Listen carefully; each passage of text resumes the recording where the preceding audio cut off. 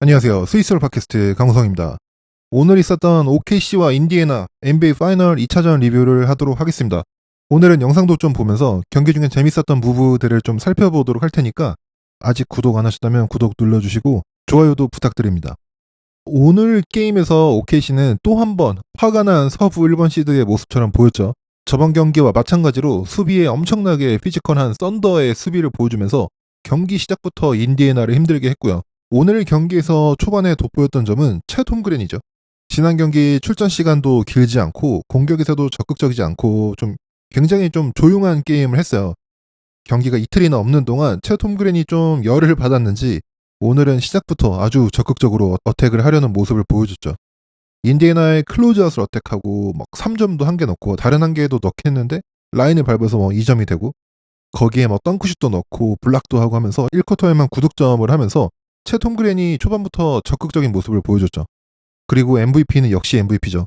쉐이가 오늘도 34득점을 하면서 지난 경기와 마찬가지로 득점을 잘했는데 제가 나중에 OKC가 공격에서 어떻게 조정을 했나를 설명할 텐데 그거 외에도 쉐이가 오늘은 상대 헬프가 왔을 때 얼리 킥아웃 패스를 내주면서 이 볼을 OKC가 잘 돌렸고 그리고 지난 경기보다 오픈샷 메이킹을 더 잘하면서 더 쉬운 경기를 했어요. 그래서 이러한 활약 덕분에 점수차가 점점 벌려서 오늘은 인디애나가 따라오지 못하도록 20점 차 이상을 벌리면서 2차전을 가져갑니다. 오늘 얘기하고 싶은 거는 1차전과 2차전을 봤을 때 인디애나의 수비와 OKC의 공격 상황에서 양 팀의 체스 매치가 재밌거든요. 이에 대한 얘기를 조금 해보려고 합니다. 지금 인디애나의 수비와 OKC의 공격에서의 배틀 포인트가 크게 두 가지가 있는데 하나는 인디애나의 네일 헬프입니다. 1차전에서 보시면 자유투 라인 위에 볼록 튀어나온 반원형 부분을 손톱 모양이다. 그래서 손톱의 영어인 네일 지역이라고 부르잖아요.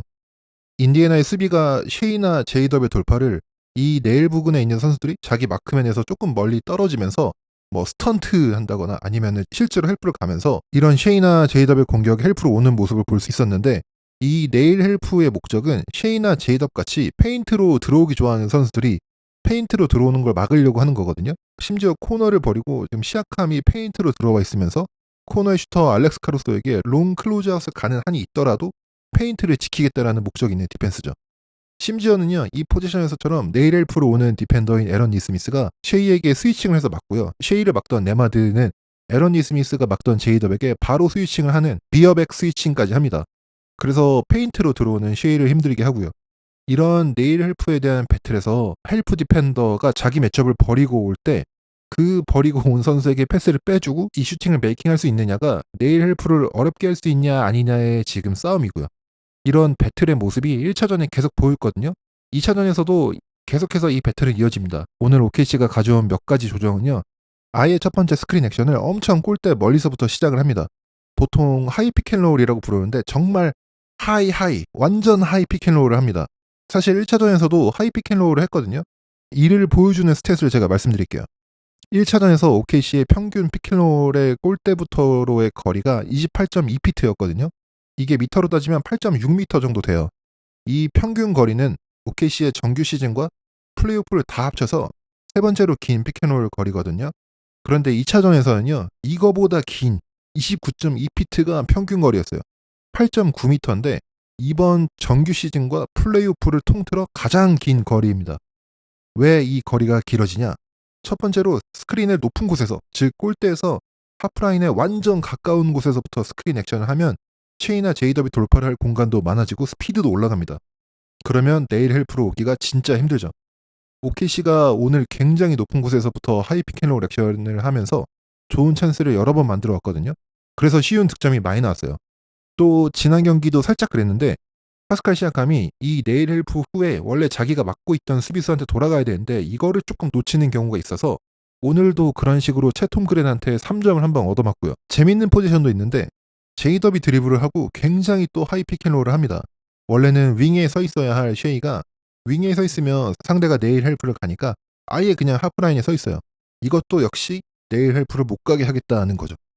인디애나의 네일 헬프와 OKC의 이거를 깨려는 배틀이 정말 치열하게 이어지고 있는 거죠. 오늘 OKC가 이 피켄롤의 거리를 늘림으로써 피켄롤당 득점이 1.3점으로 아주 위력적이었어요. 또 네일 헬프든 뭐든 어쨌든 헬프를 가기 힘들게 하는 공격의 방법이 뭔지 아세요? 바로 이 쉐이의 포스트업 공격입니다.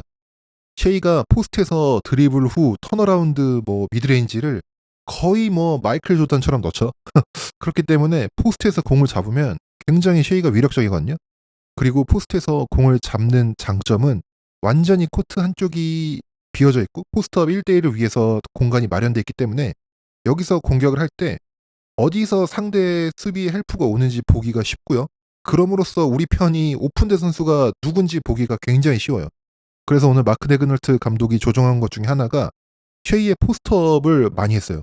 그럼으로써 인디애나가 헬프를 가면 제가 저번에 쉐이가 S급 플레이메이커는 아니다라고 했는데 아무리 플레이메이킹이 S급이 아니더라도 포스트업에서 헬프 오고 그걸 보면서 빼주는 거는 굉장히 쉬운 플로어 리딩이기 때문에 쉐이가 이 정도는 충분히 하죠. 그래서 이 인디애나의 헬프를 쉐이가 공을 빼주고 공이 돌면서 오늘 OKC가 오픈 슈터들이 3점도 잘 넣었고요. 에런 위긴스도 여러 번 넣었고 어쨌든 이런 것 또한 역시 네일 헬프를 깨려는 배틀의 포인트로 저는 보고 있어요. 그리고 또 지금 현재 벌어지고 있는 배틀의 포인트가 OKC가 매니플레이션, 그러니까 마음대로 조작을 하려고 하거든요. 뭘 조작하려고 하냐면 특히 인디애나의 수비에서 누가 로우맨이 되어야 하느냐를 OKC가 플로어 조작을 통해서 자신들이 원하는 로우맨을 놓고 그리고 페인트를 어택하는 게 1차전에서 보였어요. 제가 그 예시를 좀 보여드릴게요. OKC가 좋아하는 플랫 얼라이먼트, 제가 OKC와 인디애나의 필살 전술 영상에서 소개했던 그 플랫 얼라이먼트고요. 베이스라인을 따라서 3명이 배치되고 2명이서 넓은 공간에서 스크린 액션을 하면서 쉐이에게 돌파할 수 있는 공간을 주는 세팅이거든요. 물론 이 세팅도 공간이 넓게 세팅되어 있기 때문에 네일 헬프를 오게 하기 힘드는 그런 구성이긴 합니다. 이 구성에서 챗과 쉐이가 스크린 액션을 하는데 재밌는 거는요. 케이슨 월러스 위치 보세요. 키가 작은 가드가 덩커 스팟에 있죠.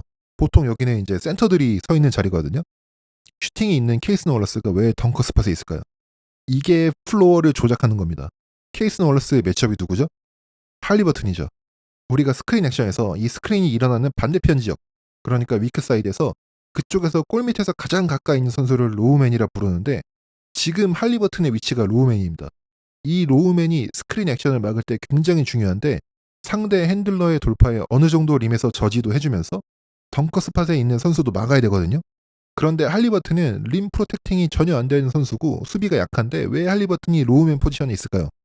케이스는 월러스랑 매첩이 되어 있으니까 자신의 매첩 따라 저 자리에 갈 수밖에 없고 이게 플로어를 원하는 대로 조작하는 거죠. 게다가 스크린 하는 게 채 톰그렌이고 이 채 톰그렌한테 매첩된 게 마일스 터너죠. 그리고 루돌트 스팟업 하는 걸 막기 위해서 파스칼 시아캄이 페인트에서 살짝 떨어져 있죠. 마일스 터너와 시아캄이라는 인디애나에서의 가장 큰 두 선수, 그러면서도 가장 림 프로텍팅이 좋은 2명의 선수가 다 밖으로 끌어 나와 있고 할리버튼이라는 굉장히 약한 림 프로텍터를 로우맨 포지션에 넣으면서 공격을 하는 거죠. 지금도 보세요. 스크린 액션 하는데 알렉스 카루소가 덩크 스팟에 있죠? 왜죠?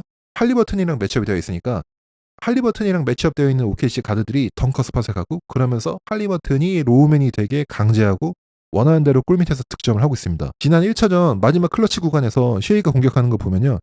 할리버튼이랑 매치업이 된 루돌트가 덩커 스팟에 있고 할리버튼이 로우맨이 되게 만든 다음에 앤드류 네마드가 잘 따라붙었지만 할리버튼이 림에서 거의 저항이 없이 지나가기 때문에 쉐이가 득점을 하죠. 이제 재밌는 건 지금부터예요. 또 OKC가 공격을 하는데 케이슨 월러스랑 매치업되어 있는 할리버튼이 로우맨 포지션에 들어갑니다. 그런데 이번에는 당할 게 뻔하니까 시아캄이 아예 카루소를 버리고 완전 헬프를 들어옵니다. 그러니까 쉐이가 공을 빼주는데 이때 보면 OKC의 슈터 3명이 와이드 오픈이거든요. 인디애나는 외곽 찬스를 주더라도 할리버튼이 로우맨으로 있을 때 득점을 계속 당하지 않겠다는 뉘앙스죠. 그리고 할리버튼이 클로즈아웃을 잘 나가면서 이 슛이 미스합니다. 이 다음에는 OKC가 알렉스 카루소를 덩커 스팟에 넣습니다. 그러니까 카루소가 매첩이 되어 있는 시아캄이 로우맨 포지션으로 가거든요.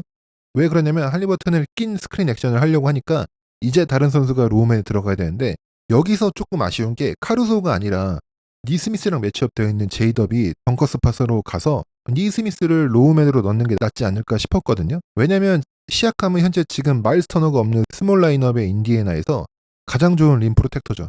그리고 시아캄이 헬프를 가서 블락을 뜨는데 쉐이는 제가 지난 에피소드에서 말씀드린 것처럼 레이트 패스를 아직 못하기 때문에 이런 상황에서의 플로어의 빈 곳을 읽고 패스를 진짜 마지막 순간에 하지는 못하거든요.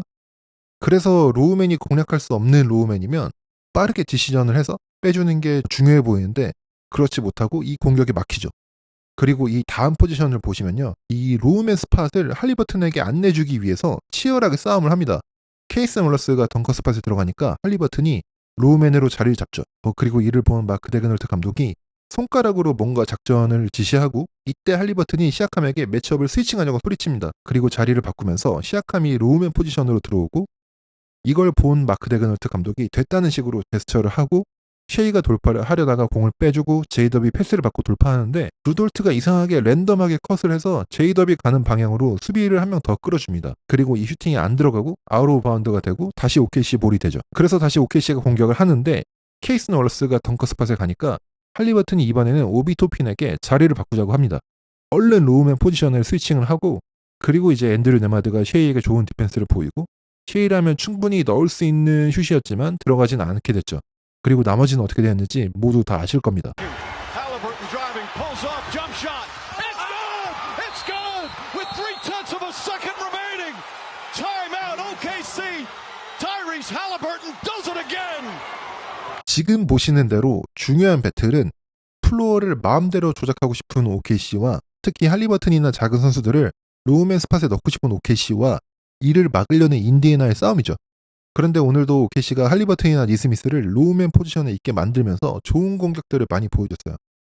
니스미스를 로우맨으로 놓고 하이 피켄롤에 이어서 쉐이가 스텝스루로 쉬운 득점을 한다든가 할리버튼이 로우맨일 때 피켄롤에 이어 들어오는 하텐슈타인이 알렉스 카루소에게 덩커 스팟에서 득점을 할 수 있게 패스를 준다든가 아니면 니스미스가 로우맨일 때 하텐슈타인으로부터 채톰 그랜으로 이어지는 빅맨 대 빅맨의 플레이를 한다든가 또 시아캄이 로우맨으로 있을 때는 쉐이가 코너로 잘 빼주면서 3점을 만들기도 하고 할리버튼을 스크린 액션에 낀 다음에 오비 토핀이 로우맨으로 있을 때는 지난 1차전의 마지막 시아캄한테 달려들 때처럼 무리하게 공격을 시도하기보다 위긴스한테 빠르게 빼주면서 에론 위긴스의 3점을 만들기도 했죠.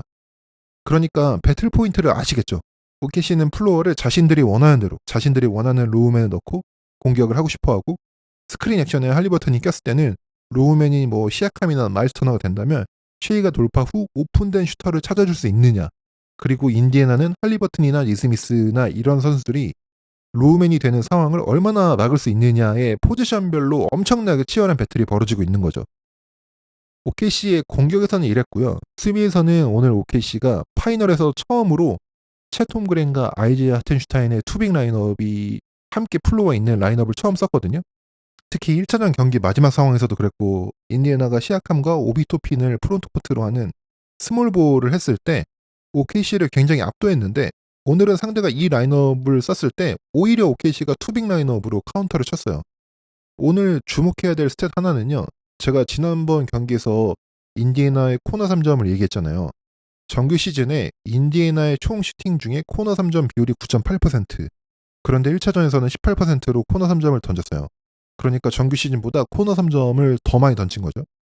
그런데 2차전인 오늘도 코너 3점 비율이 17%였어요. 뭐 별 차이가 없죠. 그런데 오늘은 뭐가 달라졌냐? 인디애나가 정규 시즌에 림 근처에서의 슈팅이 30% 이상이거든요. 그리고 1차전에서는 총 슈팅 중 31%를 림 근처에서 던졌어요. 그러니까 원래 페인트 공격이 좋은 팀이 1차전에서는 정규 시즌만큼 림 근처에서 슈팅도 던지고 코너 3점도 많이 던졌어요. 굉장히 이기기가 좋은 슛 프로파일이죠. 그런데 오늘은 림 근처에서의 슈팅이 15%밖에 안 됐습니다. 이게 저는 투빅 라인업이 플로어에 있을 때의 효과라고 보고요. 오늘 뭐 투빅 라인업뿐만 아니라 원래 OKC가 잘하는 페인트를 완전히 잠궈버리는 페인트에 엄청나게 많은 수비수가 달려들면서 페인트 득점을 제한한 거예요. 사실 지난 경기는 코너 3점은 원래 OKC의 수비 커버리지 특성상 코너 3점을 준다 치더라도 대신 페인트는 못하게 했어야 됐거든요. 그런데 지난 경기는 그렇지도 못했는데 오늘은 확실히 코너 3점을 좀 주더라도 페인트는 완전히 지워버렸죠. 오늘 인디애나 선수들이 페인트로 들어간 후 공을 빼주는 게 아니라 페인트 지역 밖에서 슈팅을 많이 던지면서 뭐 미드레인지나 3점 슈팅의 볼륨이 늘어났어요. 조금 1차원적인 점프 슈팅 팀이 되어버린 거죠. 오늘 할리버튼도 경기 후에 인터뷰에서 다음 경기에 잘해야 될 부분이 페인트 터치를 늘려야 된다라고 했어요. 그러면서 페인트 is our friend라고 하면서 페인트는 우리의 친구다. 페인트 공략을 더 하겠다라고 했거든요. 인디애나 선수들도 오늘 경기하면서 느낀 거죠. 네, 그래서 제가 지금까지 흥미롭게 보고 있는 2차전까지의 배틀은 여기까지고요. 인디애나는 사실 원정 2경기 중 1경기만 잡아도 목적 달성한 거고 앞으로 5경기 중 홈경기가 3번 남게 된 거거든요. 홈코트 어드밴티지를 가져왔고 오늘 졌지만 저는 인디애나는 굉장히 좋은 상황이라고 보고 있고 OKC는 이제 시리즈 동점 만들었으니까 인디애나 원정 가서 1경기라도 잡아서 다시 홈코트 어드밴티지 갖고 와야죠. 앞으로의 경기도 어떻게 될지 정말 기대되고요. 저는 오늘은 여기까지 하겠습니다. 지금까지 시청해주시고 들어주셔서 감사합니다.